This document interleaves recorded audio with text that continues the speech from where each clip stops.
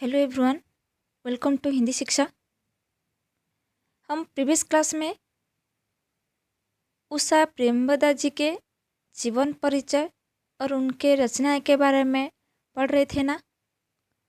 अब हम उनके प्रसिद्ध कहानी, प्रमुख कहानी वापसी के बारे में जानेंगे। ठीक है, तो उषा प्रेमवदा आधुनिक हिंदी कथा साहित्य में अपनी सहज कथन शैली और यथार्थ के बेजोड़ अंकन में शीर्षस्थ कथाकार है। कौन? उषा प्रेमवदा। समकालीन जीवन की विसंगतियों और उसकी विशृंखलताओं का चित्रण उन्होंने अपनी कहानियों में अपनी कहानी में न केवल सामाजिक स्तर पर ही किया है, बल्कि उनके भीतर जो सक्रिय उस मनोवैज्ञानिक सूत्र को उन्होंने अपनी रचनात्मकता का हिस्सा बनाया है। ठीक है, और हम प्रेमवदा जी के बारे में और क्या प्रीवियस क्लास में पढ़ रहे थे कि हिंदी साहित्य की आधुनिक महिला आधुनिक महिला कथाकारों में से प्रेमवदा जी का नाम प्रमुख से लिया जाता है।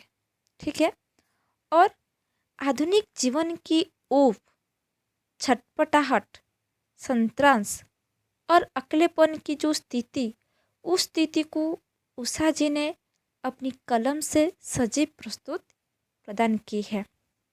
और प्रेमवदा जी ने अपनी कहानियों में क्या चित्रण किया है ना, पारिवारिक जीवन की परिवर्तित व्यवस्था एवं प्रेम संबंधी संबंधों के बदलते स्वरूप को अभिव्यक्ति प्रदान किए है। और उनकी कहानी में आधुनिक परिवारों में बदलते मानवीय संबंधों की जो व्याख्या है वो बहुत सुंदर और स्वाभाविक ढंग से की गई है। ठीक है, और मैं प्रीवियस क्लास में प्रेमवदा जी के रचनाएं के बारे में बताई थी, उनके उपन्यास, कहानी संग्रह, कहानी के बारे में। तो उन कहानियों में से वापसी उनकी चर्चित कहानी है। तो वापसी उनकी चर्चित कहानियों में से एक है। ठीक है, यह कहानी में क्या देखने को मिलता है ना, यह कहानी संयुक्त परिवार के विघटन की कहानी है। ठीक है, तो वापसी कहानी एक संयुक्त परिवार के विघटन की कहानी है। ये मैं जो कह रही हूँ ये याद रखिए। वापसी कहानी के बारे में मैं जो बोल रही हूँ ध्यान से सुनिए, याद रखिए। तो वापसी कहानी एक संयुक्त परिवार की विघटन की कहानी है। इसमें एक व्यक्ति के रिटायर होकर घर लौटने और पुनः घर छोड़कर अन्यत्र लौटने की कहानी की बहुत मार्मिकता से अभिव्यक्त किया गया है। ठीक है, और इस कहानी में प्रेमवदा जी ने एक निम्न मध्यवर्गीय गृहस्थी को आधार बनाकर अपने कथातंतु को बुना है। इस कहानी में गजाधर बाबू, जो कि इस कहानी के मुख्य नायक है, तो गजाधर बाबू रेलवे में नौकरी पेशा है। वो अपने घर से दूर अकेले रहकर नौकरी करते हैं। ठीक है। तो गजाधर बाबू जो कि इस कहानी के मुख्य नायक है, वो रेलवे में नौकरी पेशा है। वे अपने घर से दूर अकेले रहकर नौकरी करते हैं और घर में पत्नी, दो लड़के, एक बहू और विवाह योग्य लड़की है। गजाधर बाबू सेवानिवृत्त होते हैं, मतलब रिटायर्ड सेवानिवृत्त होते हैं और अनेक आत्मीय उम्मीदें लेकर अनेक आत्मीय उम्मीद लेकर अपने घर वापस आते हैं। ठीक है।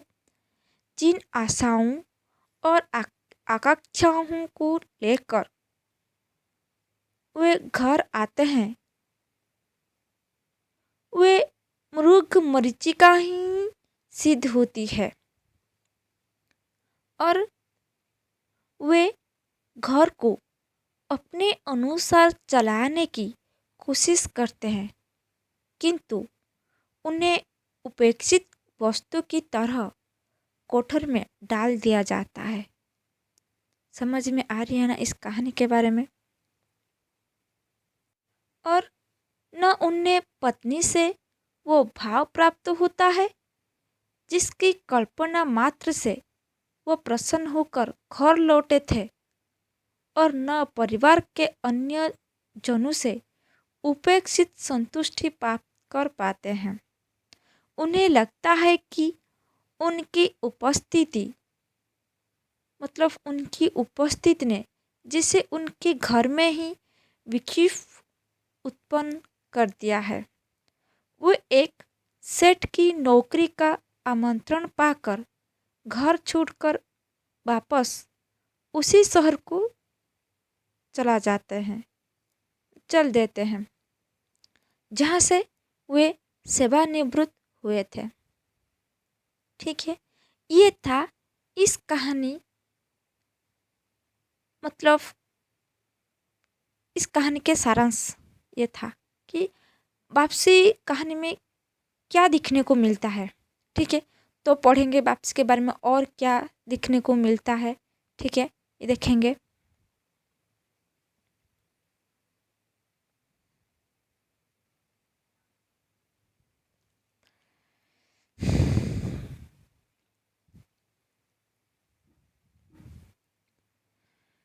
देखिए, गजाधर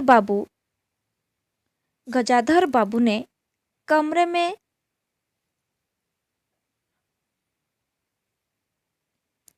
जमा सामान पर एक नज़र दौड़ाई।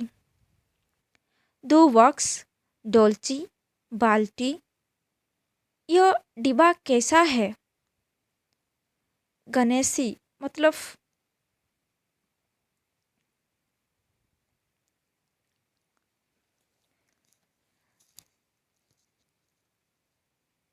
तो गजाधर बाबू ने कमरे में जमा सामान पर एक नज़र दौड़ाई।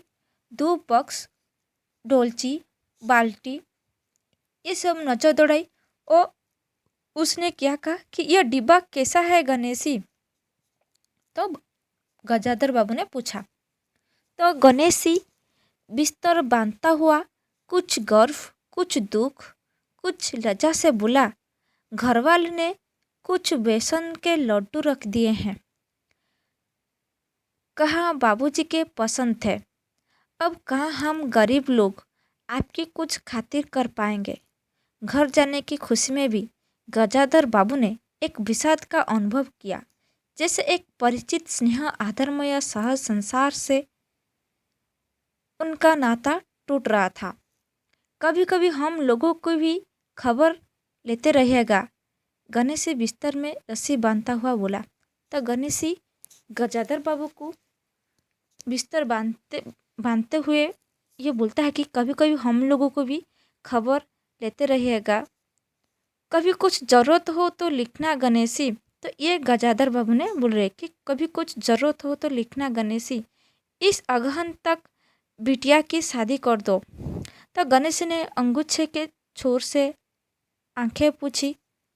अब आप लोग सहारा न देंगे तो कौन देगा? आप यहाँ रहते तो शादी में कुछ हौसला रहता। तो ये गणेश सिंह गजाधर बाबू को बोल रही है।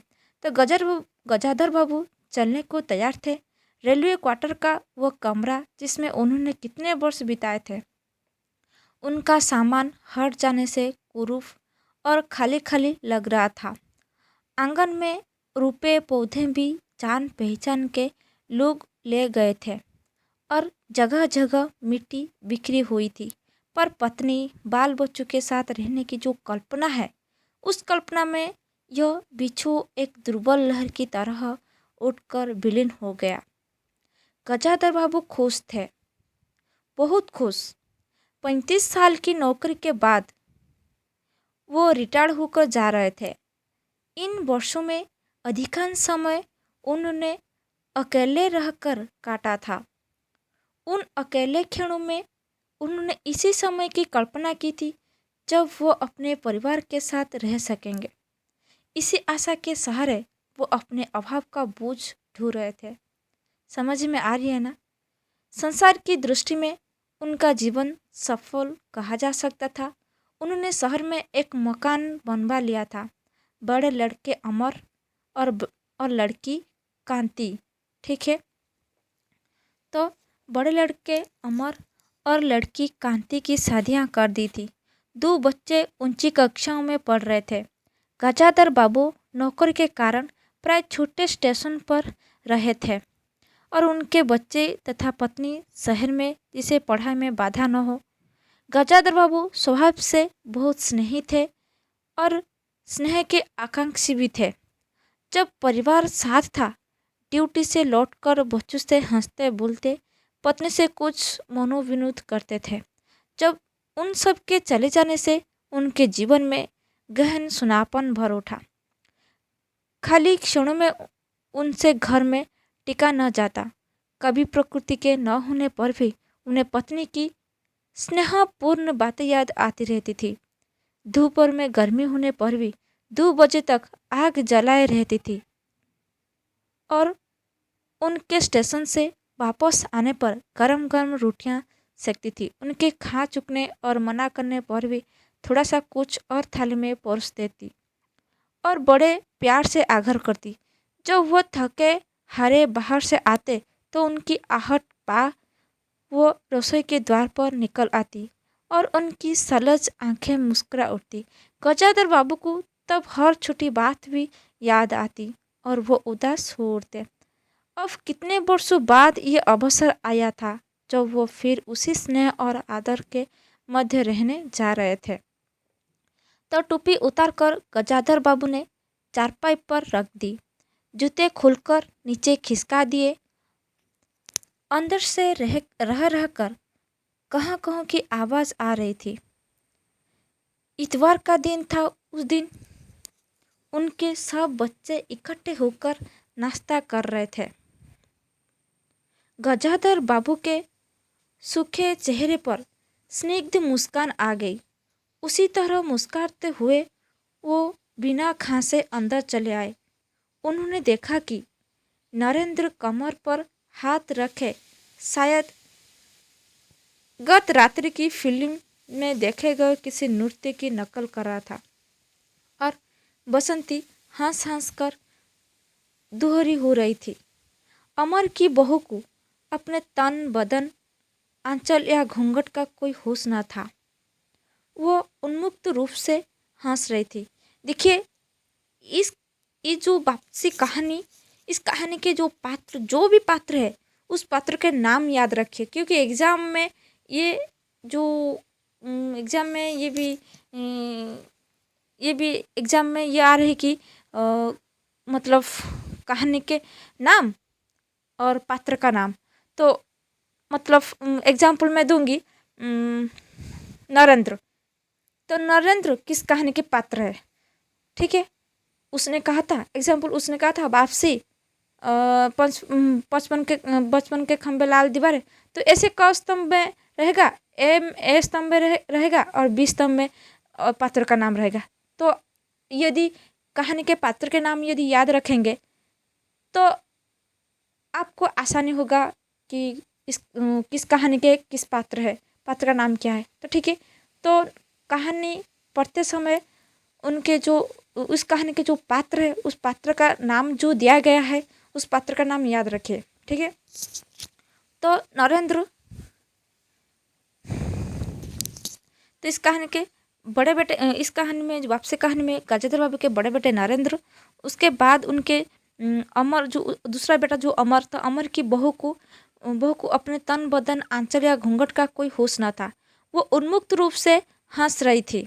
गजाधर बाबू को देखते ही नरेंद्र धप से बैठ गया और चाय का प्याला उठाकर मुंह से लगा लिया। बहू को होश आया और अपने झड़ से माथा ढांक लिया। केवल बसंती का शरीर रह रहकर हंसी दबाने के प्रयत्न में हिलता रहा। गजाधर बाबू ने मुस्कुराते हुए उन लोगों को देखा, फिर कहा, क्यों नरेंद्र, क्या नकल हो रही थी? तो नरेंद्र नरेंद्र उस समय क्या बोल रही थी उसके पापा को, उसके पिताजी को, गजाधर बाबू को क्या बोल रही थी कि कुछ नहीं बाबूजी। तो नरेंद्र ने सिट पिटा कर कहा कि कुछ नहीं बाबूजी। गजाधर बाबू ने चाहा था कि वो भी इस मनोविनोद में भाग लेते, पर उनके आते ही जैसे वो कुंठित हो चुप हो गए। इससे उनके मन में थोड़ी सा खिन्ना उपज आई। बैठते हुए बोले, बसंती, चाय मुझे भी देना। तुम्हारी अम्मा की पूजा अभी चल रही है क्या? तब बसंत ने माँ की कोठरी की तरफ देखा, अभी आती ही होगी, और प्याले में उनके लिए चाय छानने लगी। वो चुपचाप पहले ही चली गई थी। अब नरेंद्र भी चाय का आखिरी घूंट पीकर उठ खड़ा हुआ। केवल बसंती पिता के लिहाज में चौक में बैठी माँ की राह देखने लगी। गजाधर बाबू ने एक घूंट चाय पी, फिर कहा, बेटी, चाय तो फीकी है, लाइए चीनी और डाल दूं? बसंती बोली, रहने दो, तुम्हारी अम्मा जब आएंगे तभी पी लूँगा। थोड़ी देर में उनकी पत्नी हाथ में अर्घ्य का लोटा लिए निकली और अशुद्ध स्तुति कहते हुए तुलसी में डाल दिया। उन्हें देखती ही बसंती भी उठ गई। पत्नी ने आकर गजाधर बाबू को देखा और कहा, अरे, आप अकेले बैठे हैं, ये सब कहाँ गए? तो गजाधर बाबू के मन में फांस सी करक उठी। अपने अपने काम में लग गए हैं, आखिर बच्चे ही है ना। तब पत्नी आकर चौक में बैठ गई। उन्होंने नाक भौं चढ़ाकर चारों तरफ जूठे बर्तन को देखा, फिर कहा, सारे में जूठे बर्तन पड़े हैं, इस घर में धर्म कर्म कुछ नहीं। पूजा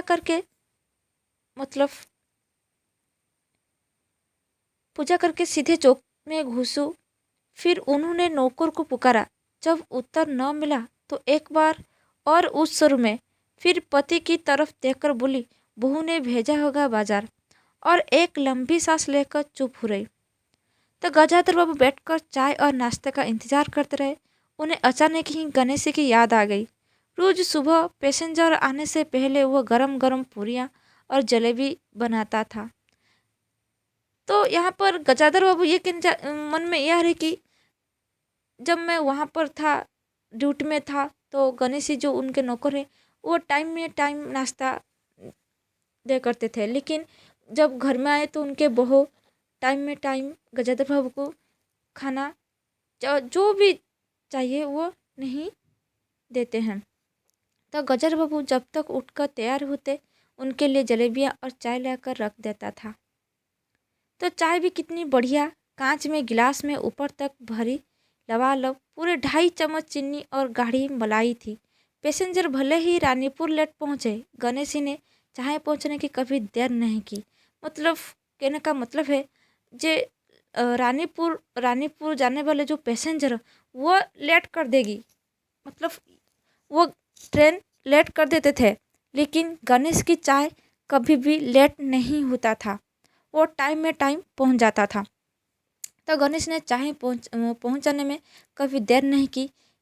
क्या मजाल कि कभी उसे कुछ कहना पड़े, क्या मजाल कि कभी उसे कहना पड़े।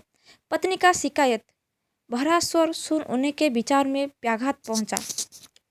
पत्नी का शिकायत क्या था, मतलब भरा स्वर सुन उनके विचार में व्याघात पहुंचा। वो कह रही थी कि सारा दिन इसी खींच खींच में निकल जाता है। इस गृहस्थी का धंधा पीटते पीटते उम्र बीत गई, कोई जरा हाथ भी नहीं बंटाता। बहू को क्या करती है? गजाधर बाबू ने पूछा। तो गजाधर बाबू ने पूछा कि बहू क्या क्या करती है? पड़ी रहती है। बसंती को तो फिर कहो कि कॉलेज जाना होता है। गजाधर बाबू ने जूस में आकर बसंती को आवाज़ दी। बसंती भाभी के कमरे से बसंती भाभी के कमरे से निकली तो गजाधर बाबू ने कहा, बसंती, आज मैं शाम का खाना बनाने की जिम्मेदारी तुम पर है। सुबह का भोजन तुम्हारी भाभी बनाएगी। बसंती मुँह लटका कर बोली, बाबूजी, पढ़ना भी तो होता है। तो बसंती कौन है? गजाधर बाबू की बेटी। ठीक है। तो गजाधर बाबू ने प्यार से समझाया, तुम सुबह पढ़ लिया करो। तुम्हारी माँ बूढ़ी हुई, उनके शरीर में अब वह शक्ति नहीं बची है। तुम हो, तुम्हारी भाभी है, दोनों को मिलकर काम में हाथ बटाना चाहिए। तब बसंती चुप रह गई। उसके जाने के बाद उसकी माँ ने धीरे धीरे से कहा, पढ़ने का तो बहाना है, कभी जी ही नहीं लगता। लगे कैसे? सिला से ही फुर्सत नहीं। बड़े बड़े लड़के हैं उस घर में, हर वक्त वहाँ घुसा रहना मुझे नहीं सुहाता। मना करो तो सुनती नहीं। तो ये बात गजाधर बाबू की पत्नी ने गजाधर बाबू को बता रही है। तो नाश्ता कर गजाधर बाबू बैठक में चले गए।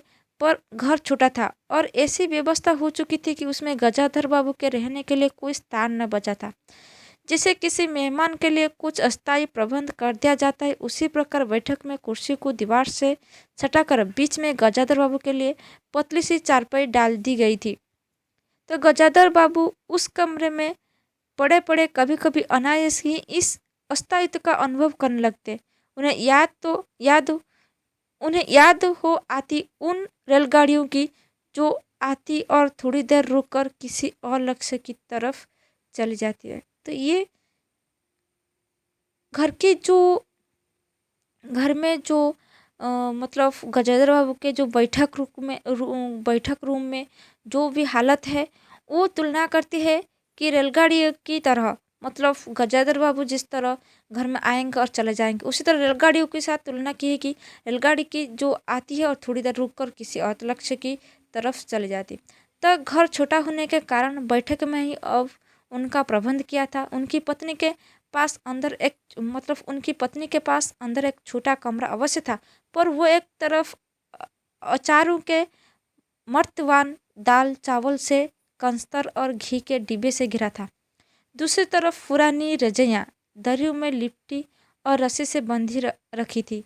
उनके पास एक बड़े से टीन के बक्स में घर भरे के गर्म कपड़े थे। बीच में एक अलगनी बंधी हुई थी जिस पर प्राय बसंत के कपड़े लापरवाही से पड़ रहे थे। वह भरसक उस कमरे में नहीं जाते थे। घर का दूसरा कमरा अमर और उसकी बहू के पास था। तीसरा कमरा जो सामने की ओर था वो बैठक था। गजाधर बाबू के आने से पहले उसमें अमर की ससुराल से आया बेंत की 3 कुर्सियों का सेट पड़ा था। तो कुर्सी पर नीली गद्दियों और बहू के हाथों के कड़े कुशन थे। जब कभी उनकी पत्नी को कोई लंबी शिकायत करनी होती तो अपनी चटाई बैठक में डाल पड़ जाती थी। वो एक दिन चटाई लेकर आ गई। गजाधर बाबू ने घर गृहस्थी के बातें छेड़ी। वो घर का रवैया देख रहे थे। बहुत हल्के से उन्होंने कहा कि अब हाथ में पैसा कम रहेगा, कुछ खर्च कम होना चाहिए। तो सभी खर्च तो वाजिब है, किसका पेट काटूं? यही जुड़ गांठ करते करते बूढ़ी हो गई। न मन का पहना न ओढ़ा। तो गजाधर बाबू ने आहत विस्मित दृष्टि से पत्नी को देखा। उसने अपनी हसरत छिपी न थी। उनकी पत्नी तंगी का अनुभव कर उसका उल्लेख करती यह स्वाभाविक था, लेकिन उनमें सहानुभूति का पूर्ण अभाव गजाधर बाबू को बहुत खटका। उनसे यदि बात की जाती कि प्रबंध कैसे हो, तो उनकी चिंता कम, संतोष अधिक होता। लेकिन उनसे तो केवल शिकायत की जाती थी, जैसे परिवार की सब परेशानियों के लिए वही जिम्मेदार थे। कौन? गजाधर बाबू। तुम्हें किस बात की कमी है अमर की माँ? घर में बहू है, लड़के बच्चे हैं, सिर्फ रुपए से ही आदमी अमीर नहीं होता। तो गजाधर बाबू ने यह कहा और कहने के साथ ही अनुभव किया ये उनकी आंतरिक अभिव्यक्ति ऐसे कि उनकी पत्नी नहीं समझ सकती। हाँ, बड़ा सुख है ना बहू से, आज रसोई करने गई है, देखो क्या होता है। कहकर पत्नी ने आंखें मूंदी और सो गई। गजेंद्र बाबू बैठे हुए पत्नी को देखते रह गए। यही थी यही थी क्या उनकी पत्नी, जिसके हाथों के कोमल स्पर्श, जिसकी मुस्कान की याद में उन्होंने संपूर्ण जीवन काट दिया था। उन्हें लगा कि वो लावण्यमयी युवती जीवन की राह में कहीं खो गई है और उसकी जगह आज जो स्त्री है वो उनके मन और प्राणों के लिए नितांत अपरिचित है। तो गाढ़ी नींद से डूबी उनकी पत्नी का भारी सा शरीर बहुत विडोल का और कुरूप लग रहा था। चेहरा श्रीर्ण और रूखा था। गजेंद्र बाबू देर तक निशंक दृष्टि से पत्नी को देखते रहे और फिर लेटकर छत की तरफ ताकने लगे। अंदर कुछ गिरा और उनकी पत्नी हड़बड़ा कर उठ बैठी। लो, बिल्ली ने कुछ गिरा दिया शायद, और वो अंदर भागी। थोड़ी देर में लौटकर आई तो उनका मुंह फूला हुआ था। देखा बहू को, चौका खुला छोड़ आई। बिल्ली ने दाल की पतली गिरा दी। सभी तो खाने को है। तरकारी और 4 पराठे बनाने में सारा डिब्बा घी उड़ेल कर रख दिया। जरा सा दर्द नहीं है। कमाने वाला हार तोड़े और यहाँ चीज़ें लौटे। मुझे तो मालूम था कि यह सब काम किसी के बस का नहीं है। तो गजाधर बाबू को लगा कि पत्नी कुछ और बोलेगी तो उनके कान झंझना उठेंगे। ऊँट भींच करवट लेकर उन्हें पत्नी की और पीठ कर ली। तो रात का भोजन बसंत ने जानबूझकर ऐसा बनाया था कि कौर तक निगला न जा सके। गजाधर बाबू चुपचाप खाकर उठ गए, पर नरेंद्र थाली सरका कर उठ खड़ा हुआ और बोला, मैं ऐसा खाना नहीं खा सकता। तब बसंती तुन कहकर बोली, तो न खाओ। कौन तुम्हारी खुशामद करता है?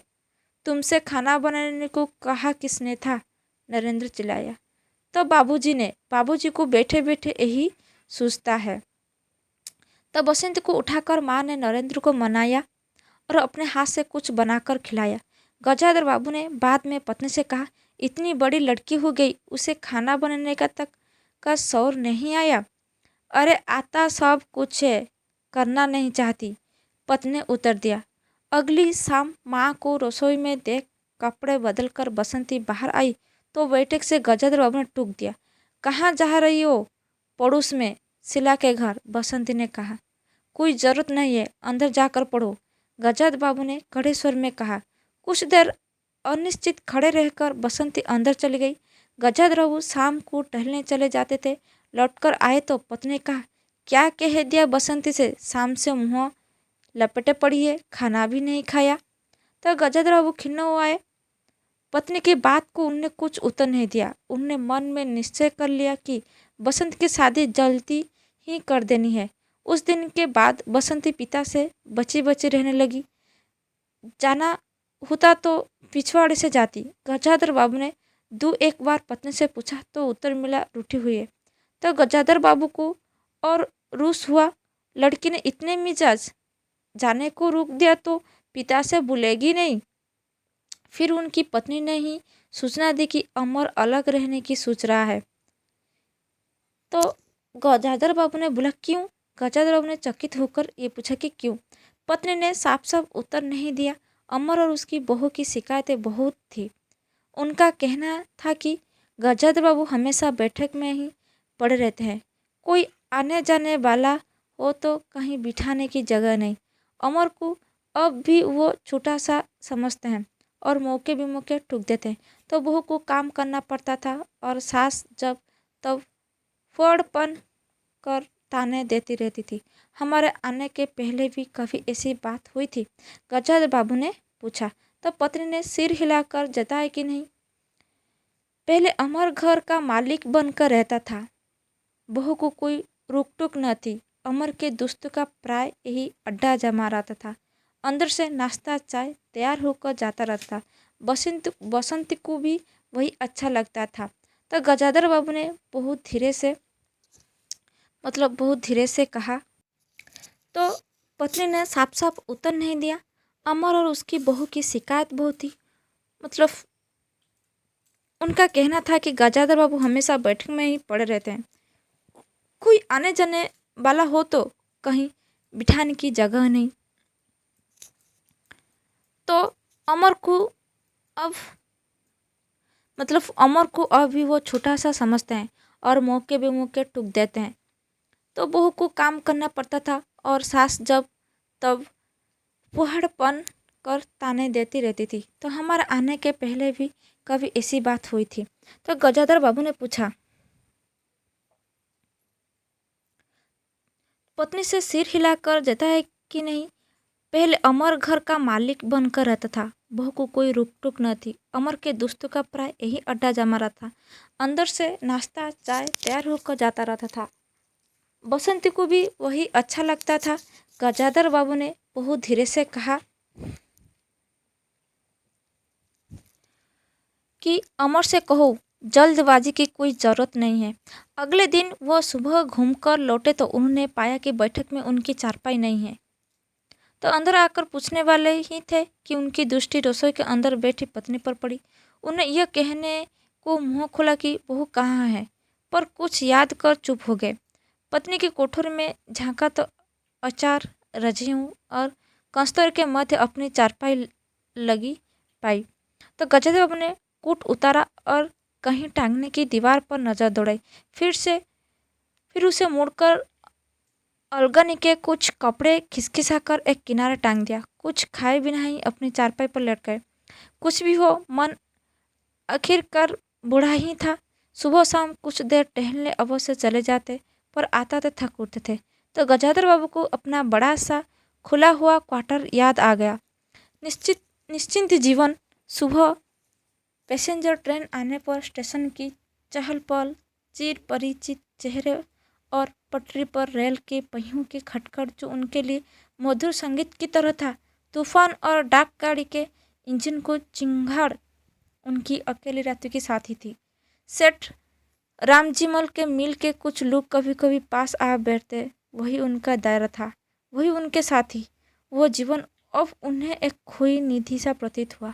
उन्हें लगा कि वो जिंदगी द्वारा ठगे गए हैं। उन्हें जो कुछ चाहा उसमें से उन्हें एक बूंद भी न मिली। तो लेटे हुए वो घर के अंदर से आते विविध स्तरों को सुनते रहे। बहू और सास की छोटी सी झड़प, बाल्टी पर खुले नल की आवाज़, रसोई के बर्तन की खटमट और उसी में गोरियों का वार्तालाप। और अचानक ही उन्हें निश्चय कर लिया कि अब घर की किसी बात में दखल न देंगे। यदि गृहस्वामी के लिए पूरे घर में एक चारपाई की जगह यही है तो यही सही है, वे यहीं पड़ रहेंगे। अगर कहीं और डाल दी गई तो वह चले जाएंगे। यदि बच्चों के जीवन में उनके लिए कहीं स्थान नहीं तो अपने ही घर में परदेश की तरह पड़े रहेंगे। और उस दिन के बाद सचमुच गजाधर बाबू कुछ नहीं बोले। नरेंद्र मांगने आया तो बिना कारण पूछे उसे रुपए दे दिए। तो बसंती काफ़ी अंधेरा हो जाने के बाद भी पड़ोस में रही तो भी उन्हें कुछ नहीं कहा। उन्हें सबसे बड़ा गम यह था कि उनकी पत्नी ने भी उनमें कुछ परिवर्तन लक्ष्य नहीं किया। वह मन ही मन कितना भार ढो रहे हैं उससे वो अनजान ही बना रही, बल्कि उन्हें पति के घर के मामले में हस्तक्षेप न करने के कारण शांति ही थी। कभी कभी कह भी उठती थी कि ठीक ही है, आप बीच में न पड़ा कीजिए, बच्चे बड़े हो गए हैं, हमारा जो कर्तव्य था कर रहे हैं, पढ़ा रहे हैं, शादी कर देंगे। तब गजाधर बाबू ने आहत दृष्टि से पत्नी को देखा।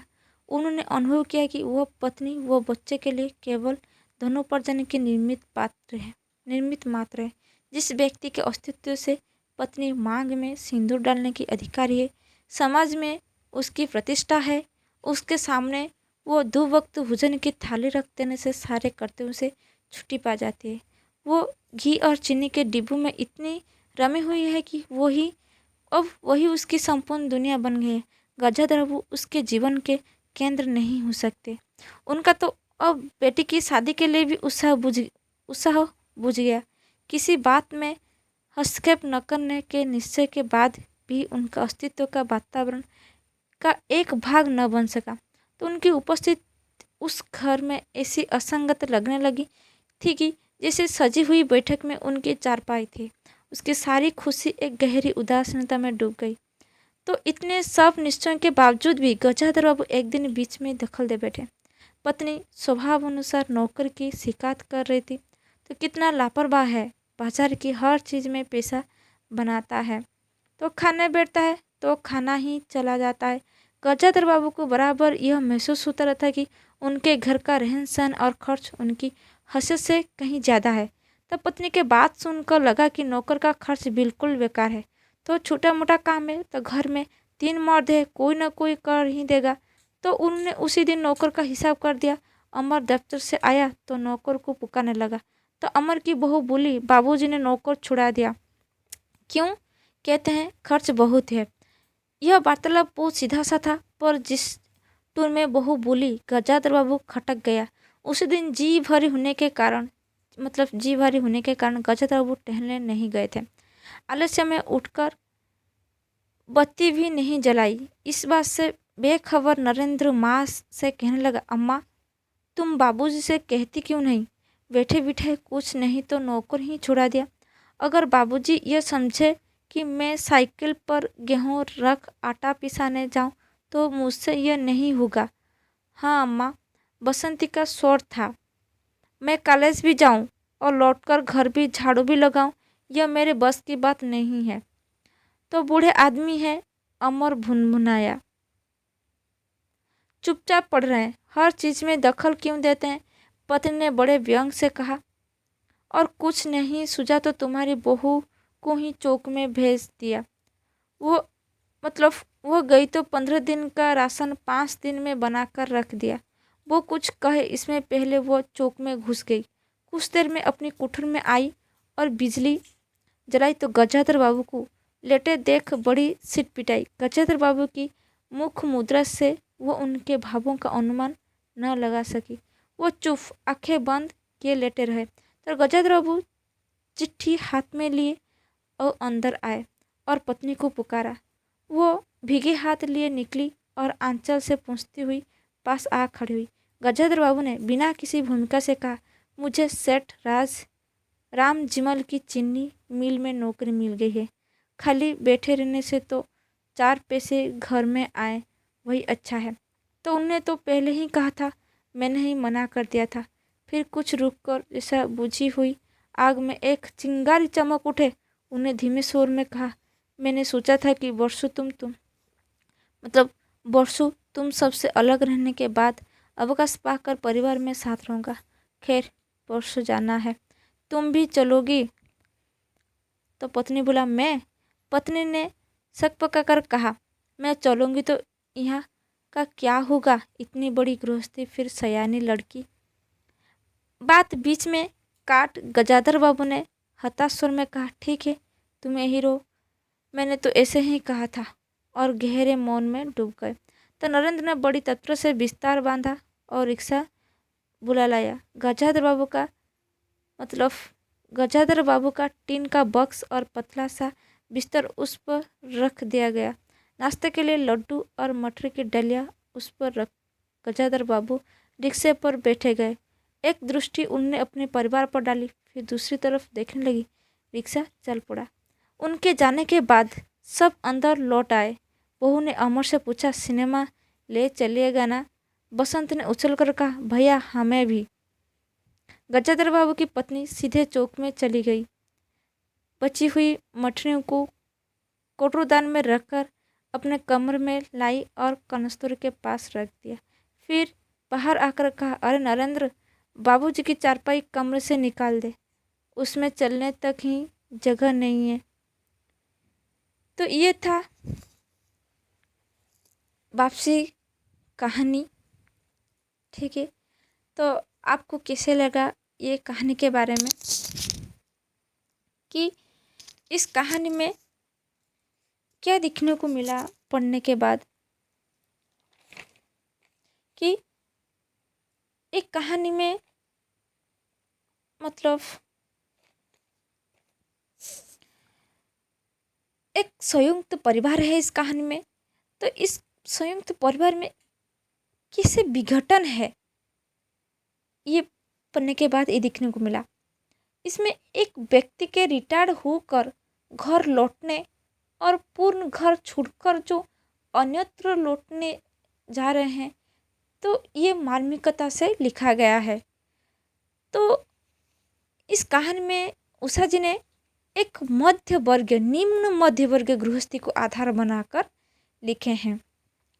तो इस कहानी में जो गजाधर बाबू है वो रेलवे में नौकरी पेशा है, रेलवे में नौकरी करते हैं। वो अपने घर से दूर अकेले रहकर नौकरी करते हैं। और घर में कौन कौन थे? पत्नी, 2 लड़के, एक बहू और विवाह योग्य लड़की बसंती। तो गजाधर बाबू सेवानिवृत्त होते हैं, रिटायर्ड होते हैं और उनके आत्मीय उम्मीद लेकर अपने घर वापस आते हैं कि कैसे मतलब रिटायर्ड हो गए हैं तो मैं अभी परिवार के साथ रहूँगी। ये आशा लेकर, ये उम्मीद लेकर गजाधर बाबू घर वापस आते हैं। तो जिन आशाओं को लेकर घर आते हैं, ये सब मरीचिका ही तरह सिद्ध होती है। जो भी आशा लेकर गजाधर बाबू आए थे घर, वो कुछ भी नहीं हुआ। ठीक है, वे घर को मतलब गजाधर बाबू चाहते थे कि अपने अनुसार वो घर चलाएंगे। ठीक है, किंतु उन्हें मतलब घर के जो परिवार है, उस परिवार के लोगों ने गजाधर बाबू को एक उपेक्षित वस्तु की तरह कुठर में डाल ही दिया है। ठीक है, और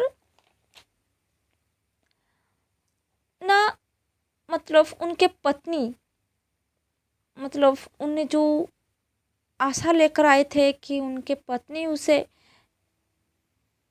मतलब उनकी सेवा करेंगे, उनके हालचाल पूछेंगे, ये भी नहीं हुआ। ये सब कल्पना की तरह ही रह गया, कल्पना मात्र की तरह रह गया। ठीक है, ना उन्हें पत्नी से वो भाव प्राप्त होता है, ना अपने परिवार से, जिसकी कल्पना मात्र से वे प्रसन्न होकर घर लौटे थे। मतलब जो कल्पना लेकर वो घर लौटे थे, वो कुछ भी नहीं हुआ। और न परिवार के अन्य जनों से उपेक्षित संतुष्टि प्राप्त कर पाते हैं। अन्य परिवार के जो सदस्य उनमें से ही कोई भी संतुष्टि प्राप्त नहीं कर पाए। उन्हें लगता है कि उनकी उपस्थिति, मतलब गजाधर बाबू को लगता है कि उनकी उपस्थिति ने ही जैसे उनके घर में ही विक्षोभ उत्पन्न कर दिया है। मतलब गजाधर बाबू ये सोचते कि मैं जब से घर आया हूँ तो घर में जो माहौल है वो मतलब विक्षोभ की तरह हो गया है।